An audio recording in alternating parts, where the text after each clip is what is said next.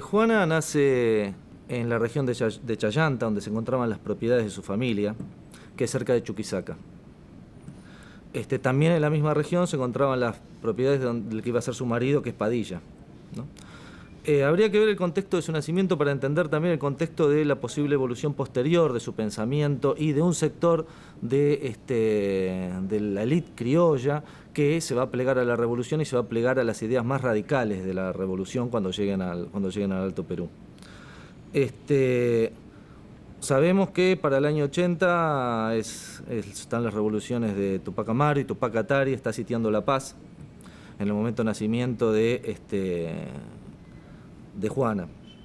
También sabemos algo que no es muy difundido, pero que justamente la región de Chayanta, donde ella nace, es una región donde las masas indias venían de un año antes de un proceso de rebelión y levantamiento muy importante dirigido por otro líder indígena muy poco conocido, por lo menos conocido o recientemente se nos empieza a levantar ahora con todo el tema de levantar a la lucha de los pueblos originarios, que era Tomás Katari. Tomás Katari no es Tupac Katari, es otro, que dirigió un levantamiento en el 79-80 contra los españoles en la misma región de Chayanta, en las mismas regiones donde seguramente estaban los feudatarios indios de las haciendas de españoles y criollos.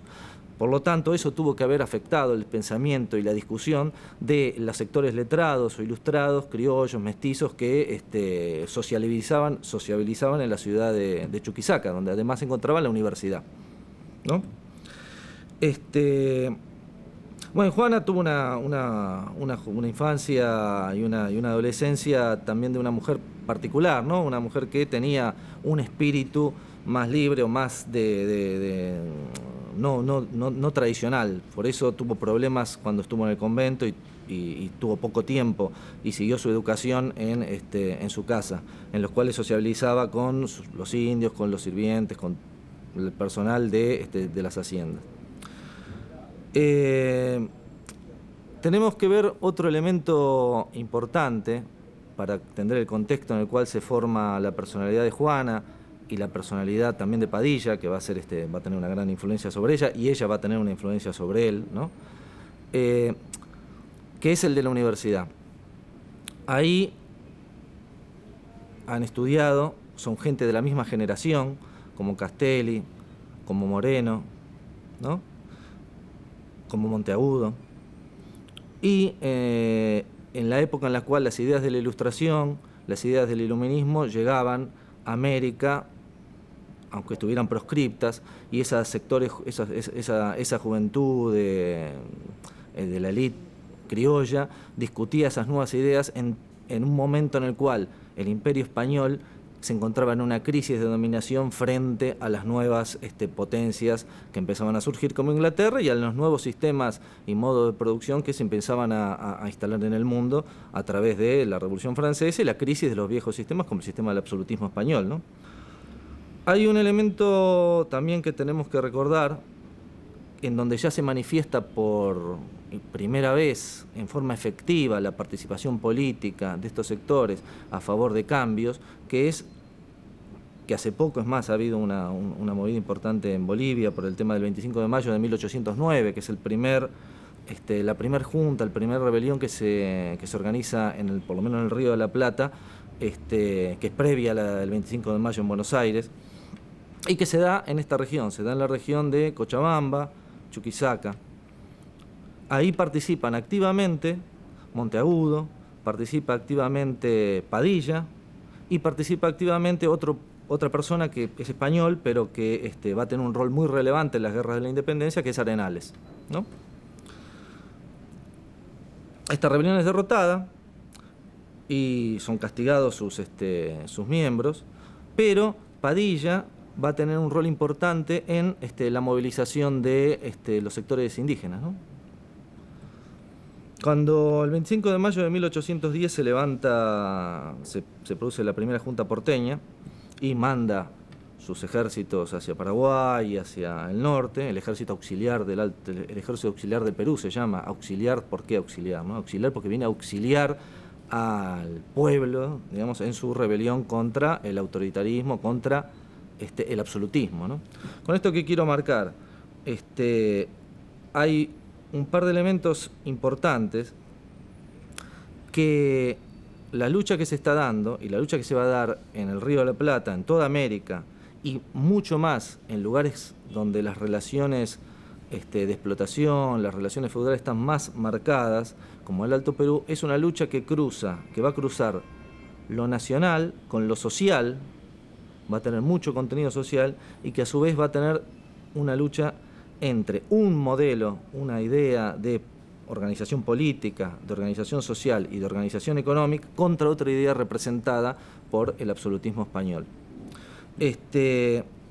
Cuando las tropas de Castelli llegan al Alto Perú, indudablemente, sin vacilación, Padilla y Juan Azurduy se suman a eso. En esta primera etapa, Juana no va a tener, en esta primera expedición, una participación militar destacada. La participación militar de Juana va a darse a partir de la derrota y posteriormente a partir de la segunda expedición comandada por Belgrano.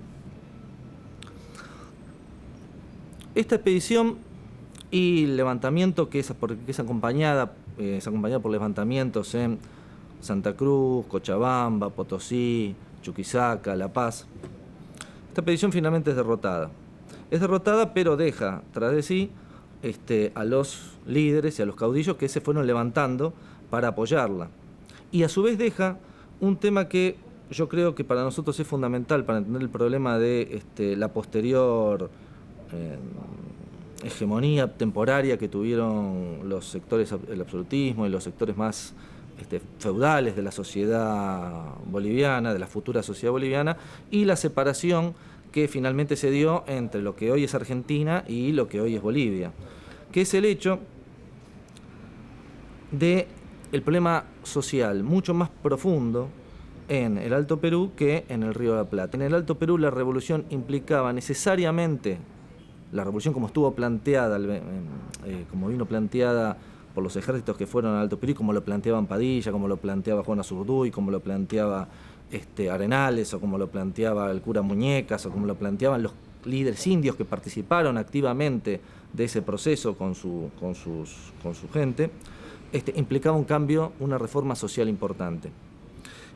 ¿Por qué implicaba una reforma social? Porque las bases económicas de la aristocracia española y criolla eran indios feudatarios, era la mita, era la servidumbre, cosa que cuando más bajabas hacia Buenos Aires estaba más diluida, no porque no hubiera explotación y los gauchos no fueran explotados y los peones no fueran explotados y los campesinos no fueran explotados y los trabajadores no fueran explotados, sino porque era otro tipo de explotación y en el Alto Perú la explotación estaba directamente relacionada con la explotación de haciendas y la servidumbre. Por eso, cuando en el plan de operaciones lúcidamente, ¿no?, Moreno plantea que diferentes políticas, ¿no?, pero específicamente para el Alto Perú, en el Alto Perú la política nuestra va de la mano de ganarnos a los indios. Es la única forma que podemos triunfar. ¿Por qué? Porque es la única forma de ganarse a las masas que van a nutrir los ejércitos, que son la mayoría hoy, y eran mucho más mayoría en esa época.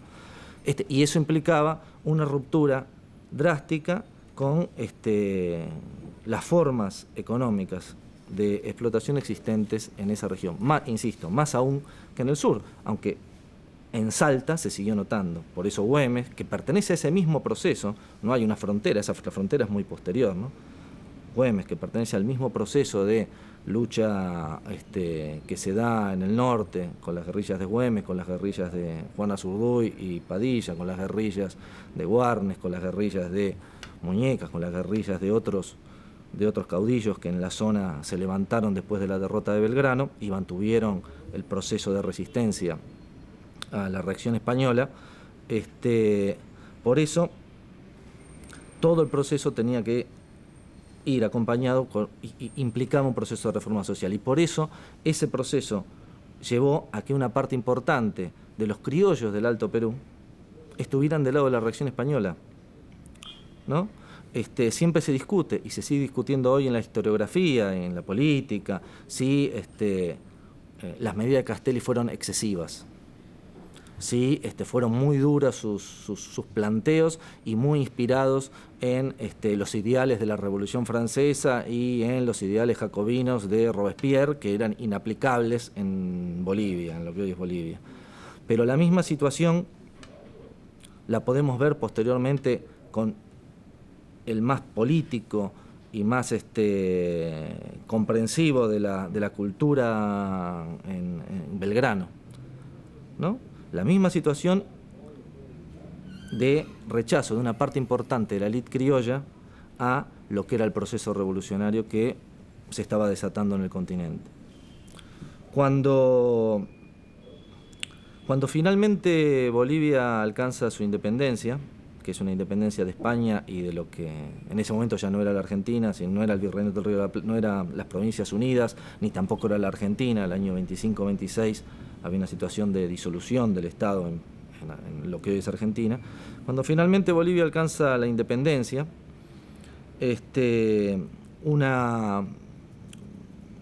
Juana Zurduy ya está fuera, ya fue derrotada, ¿no? Fue derrotada junto con Güemes, ¿no? En el norte, porque ella se repliega con su gente a Salta. Recibe una carta de parte de Bolívar, que le manda Manuel Sáenz, ¿no? Que es coronel, también le manda en representación a otra mujer que también tiene grado militar del ejército de las Provincias Unidas, que es Juana Zurduy.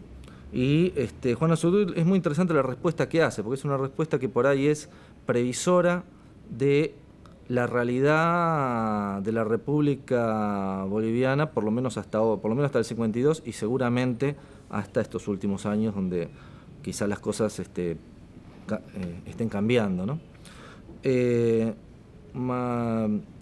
Juana Zurduy le contesta que ella se siente muy orgullosa de que el gran libertador Simón Bolívar le reconozca el grado y que la considera una luchadora por la independencia de América, pero que ve a su lado, no al lado de Bolívar, pero sí al lado de Sucre y el gobierno que se está armando en Bolivia, a los mismos grupos reaccionarios, los mismos jefes reaccionarios criollos que habían combatido contra ella, que habían matado a su marido, que habían matado a Warnes, que habían matado a los diferentes caudillos. Con estas mismas palabras le plantea eso, dice que tiene dudas de que esa gente, que como ella, iba a sentarse al lado de esa gente a homenajear el nacimiento de la República, cuando esa gente había sido la responsable de la represión a los caudillos y la opresión de las masas indias que ellos querían preservar.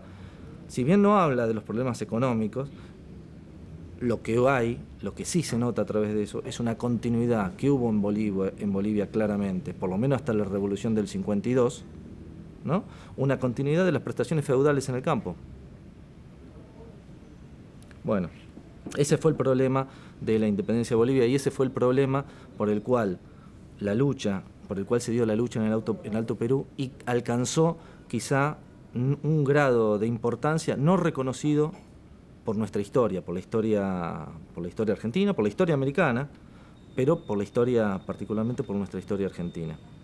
Ahí se disputó y se peleó lo más popular de la revolución rioplatense, de la revolución americana, y tuvo las posibilidades más avanzadas del proyecto más avanzado que se podría haber peleado en ese momento, un proyecto de transformaciones más profundas que finalmente no se dio, tampoco se dio en Argentina, pero como también dijo Bolívar, de este proceso que hemos culminado, que termina con la independencia de Bolivia, van a perder Bolivia y la Argentina, pero más va a perder Bolivia. Hay tres elementos por los cuales se da esto que estamos hablando, ¿no? Tres elementos que podemos ver, o tres frentes de los cuales lo podemos encarar: el político, el militar y el económico-social. El primero, el político, ¿no?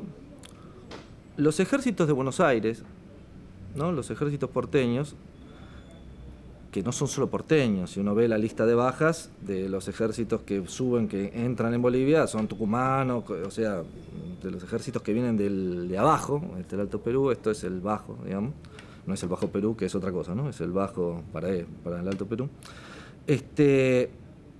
Tienen dos problemas. Primero, dificultades, aún los líderes más avanzados, como podríamos decir Castelli, o Monteagudo, o Belgrano, el más político, el más... tienen problemas en la relación con las masas populares y con la sociedad altoperuana. La sociedad altoperuana es, por un lado, la aristocracia criolla más conservadora, más religiosa, y las masas populares también son religiosas y tienen otros parámetros culturales que, por más que los líderes porteños los intentan comprender, intentan comunicarse, no es fácil para un doctor formado en las ideas de la Ilustración y admirador de Robespierre dirigirse a los ayllus de Chayanta, qué sé yo, por decir una...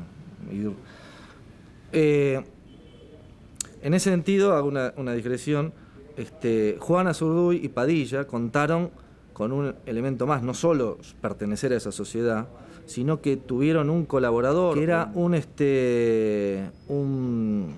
indio o mestizo, muy culto, se decía descendiente decía que era hijo no reconocido de Paula Sáenz, el español que fue ejecutado por Castelli, ¿no?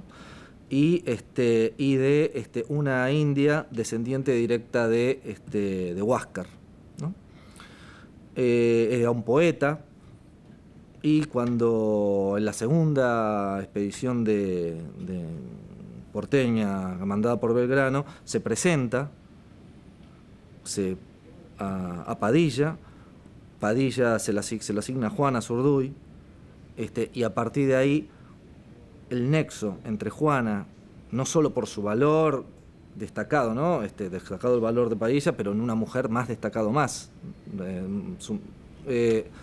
El nexo entre las masas indias y el liderazgo criollo está mucho más asegurado. A pesar de que los líderes, Belgrano, por ejemplo, intentó nexos importantes con los indios, por ejemplo, un cacique muy importante del Chaco boliviano se acercó con varios miles de indios a prestar a sumarse al ejército, no fue aceptado, ¿no? En general, los porteños, los líderes, los militares pedían que se acercaran y se adaptaran a las formas militares que ellos traían. El segundo problema, que es el militar, ¿no? El problema militar está relacionado con el hecho de que la guerra que desarrolla Juan Azurduy es una guerra más cercana de las montoneras o de las guerrillas que una guerra de línea, que una guerra como la que los generales y militares porteños llevaban y tenían en mente. Hasta San Martín nadie tuvo idea de cómo articular la guerra de guerrillas con la guerra tradicional, con los ejércitos de línea. Los militares porteños no reconocían en los caudillos montoneros, que eran lo que eran del Alto Perú, pares o fuerzas que pudieran ser parte de ese proceso, y los que lo reconocían por razones políticas no tenían idea de cómo instrumentarlos en términos militares. Por eso había decenas de miles de hombres armados y mujeres armadas en el Alto Perú dispuestos a combatir, pero nunca combatieron, combatieron, pero nunca en las grandes batallas, las grandes derrotas de los ejércitos rioplatenses que fueron al Alto Perú fueron convocados en lugares secundarios. En ese sentido, por lo menos hasta San Martín, eso fue así. San Martín venía de otra experiencia, ¿no? San Martín venía de la experiencia española, en la cual él, particularmente él, uno de los militares más brillantes que contaba el ejército español, fue el encargado de articular la guerrilla del pueblo español contra las tropas francesas con los ejércitos de línea españoles. Y eso fue lo que San Martín hizo acá. Por eso convocó a uno de los principales líderes de la resistencia altoperuana, que era Arenales, bueno, un militar profesional también, pero un líder que había articulado la guerrilla en esa zona, lo convocó para sus campañas y lo convocó a Perú para que hiciera la misma tarea, que fuera al interior del Perú a levantar a la indiada, digamos. Y en ese sentido hay otra cuestión que por ahí hay que destacar, ¿no? La derrota de las fuerzas porteñas en Alto Perú tiene esta razón política, esta razón social, estas razones económicas y también una razón militar. Era mucho más difícil llegar a Lima, no se podía vencer a España si no la destruías en sus bases. Y llegar a Lima desde Buenos Aires, difícil para la época y hoy supongo que sería también difícil, para la época y para las condiciones que tenían los ejércitos porteños y aún las fuerzas que operaban en el Alto Perú, las fuerzas locales. Más allá que kilómetros, no es la línea recta solo, sino la dificultad de los caminos, la dificultad de los recursos de abastecimiento de un gran ejército. Los españoles tenían sus bases. Por eso San Martín cambia la estrategia. Y dice, Belgrano se va a quedar en el norte con un ejército que debe estar listo para operar y apoyar a los líderes guerrilleros que son Güemes, que son Azurduy, que es Warnes, Muñecas, que están operando en la zona, ¿no? Apoyarlos desde Tucumán, desde Salta. Mientras yo armo un ejército y voy directamente contra la base. Cuando yo voy contra la base, este ejército debe avanzar y unirse con estos caudillos y hacer una maniobra de pinzas que derrote definitivamente al poder español. Nosotros sabemos que eso no pasó, que San Martín fue a Lima y en Lima fue con un ejército que era su ejército, digamos, es más, fue con bandera chilena porque no podía, porque Buenos Aires ya no lo reconocía. Buenos Aires en el año 20 el gobierno porteño llama a San Martín y llama a Belgrano para que vengan a pelear contra Artigas, ¿no? Desde Buenos Aires la política que prima es abandonar el Alto Perú y concentrarse en proteger la clase que ha tomado el poder en Buenos Aires, proteger sus beneficios en contra del avance de las masas populares de esta zona, de Artigas principalmente, y los caudillos que lo seguían. El tema es que San Martín desobedece y sigue hasta Perú. Belgrano no desobedece y su ejército se desintegra. Cuando su ejército se desintegra, San Martín se preocupa y entonces dice, nombra a Güemes. Dice, bueno, desde ahora Güemes tiene que armar un ejército y cumplir esta tarea. Güemes muere, no muere en una situación normal, Güemes muere en una situación en la cual la aristocracia salteña, con cierto parecido a la aristocracia altoperuana, entrega suficiente información a los ejércitos realistas para que pueda ser ejecutado. Cuando Güemes muere, de la estrategia colectiva, de la estrategia continental de San Martín queda poco. Igualmente San Martín habla con Artigas, habla con Bustos, ¿no? Pero ya en plena guerra civil y dispersos en conflictos con Buenos Aires, todo eso es imposible volver a armar un ejército que vaya al norte. En todo ese proceso, después de la derrota de Belgrano y la posterior derrota de Rondó, que es mucho más catastrófica, que es una gran derrota en el 15 en Sipe, ¿no? Sí. La resistencia se desarrolla en base a las bases rurales que consigue tener Juan Azurduy, que consigue tener Padilla. Padilla muere en el 16. Muere en el 16 después de una gran operación militar, que es el cerco de Chuquisaca. Después del cerco de Chuquisaca, Padilla se repliega. En un momento las fuerzas dirigidas por Juan Azurduy se encuentran comprometidas. Padilla va en su rescate y muere, ¿no? Poco tiempo después, en una situación complicada también, muere este indio Juan, que era otro de los líderes importantes de esta guerrilla, que concentraba miles, por ejemplo el sitio de Chuquisaca se da con 6.000 indios, ¿no? Después de esas derrotas, después de la última operación importante que desarrolla Juana, es el rescate de la cabeza de su marido, ¿no? Después de eso, en el 17, después de eso se repliega y va a pelear con Güemes, con el cual pelea hasta el 21, cuando Güemes muere, y de todo ese proceso, que es un proceso de lucha independentista, pero de lucha social, poco queda. La lucha, digamos, en el Alto Perú, y particularmente en el caso de Juan Azurduy y Padilla, tiene la característica de controlar territorios a los cuales la fuerza militar española tiene difícil acceso. Controlar territorios a través de la adhesión de la población de esos territorios y a través de demostrar en esos territorios que ellos pueden garantizar justicia que no puede garantizar, o justicia contra, no que no pueden, justicia contra el absolutismo español y contra la reacción. Juan Azurduy, dentro de todo este proceso, arma una fuerza especial, podríamos llamarlo, que son los húsares, que es una fuerza esencialmente indígena, pero reglada militarmente, con lo cual desarrolla los principales combates. El principal combate en el cual ella, todavía vivo Padilla, se enfrenta, pero tiene un rol el rol determinante en la derrota del regimiento más importante del ejército realista. El regimiento que había tenido un rol fundamental en la reconquista de Chile por los realistas, que fue llevado al Alto Perú a terminar con ellos. Eso le va a valer a Juan Azurduy el grado de teniente coronel, reconocido, bueno, pedido por Belgrano, reconocido por Buenos Aires, y la entrega del sable, una réplica del sable que le da Belgrano a Juan Azurduy, que lo va a conservar hasta su muerte.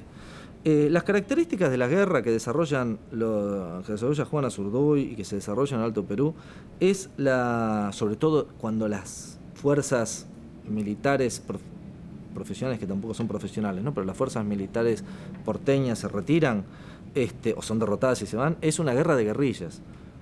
Digamos, hacen operaciones relámpago, atacan lugares, se repliegan, eluden los grandes combates, se apoyan entre ellas, ¿no? Toman desde Santa Cruz de la Sierra, que es el último reducto, ¿no? Desde Santa Cruz de la Sierra hasta la frontera, hasta Salta, o sea, pasando por Tarija, donde está el Marqués de Llavi, digamos, ¿no? Porque no es tan, el corte no es tan sencillo, ¿no? El Marqués de Llavi es un marqués patriota, llamémoslo. Hasta la selva donde están los indios que colaboran o que son parte de esta rebelión, toda la zona que podríamos llamar de los Yungas hoy, ¿no? La zona que está de los Andes recostada hacia la selva, es el fuerte de la resistencia de las fuerzas guerrilleras y de la resistencia de Juana y de la resistencia de los demás caudillos. Juan Azurduy termina pobre, ¿no? En 1862, no quiero equivocarme la fecha, ¿no? Juan Azurduy muere en 1862. En sus últimos años no es reconocida, o sea, termina en realidad como terminan muchos líderes que han representado intereses populares en estos procesos y cuyos procesos fueron derrotados. Recordemos que con la independencia de Bolivia, el gobierno boliviano de Sucre, cuando está Sucre a la cabeza, le reconoce una pensión que después le es quitada. En los años 50 esa pensión le es quitada. Juan Azurduy muere en la pobreza, escribe una carta en la cual pide ser reconocida, pide el reconocimiento a su lucha, le escribe a las juntas en general de gobierno de la época, pero su memoria no fue rescatada y no fue tomada como lo que debió haber sido, como una de las principales figuras de la guerra de la independencia americana hasta los 60, cuando empieza a haber una revisión desde la izquierda, podríamos decir, una revisión desde los sectores progresistas, desde otras concepciones populares de la historia, que vuelve a aparecer como una figura que debe ser tomada en cuenta. ¿Por qué? Porque representa las posibilidades reales de transformación social que había en el proceso revolucionario de la independencia y que no se llegaron a dar. En ese sentido, recobrar la memoria de Juana es recobrar la memoria de un proceso que nosotros no somos, ni lo que heredamos era necesariamente lo que debía ser, sino que podría haber sido otra cosa y por lo tanto puede ser otra cosa hoy.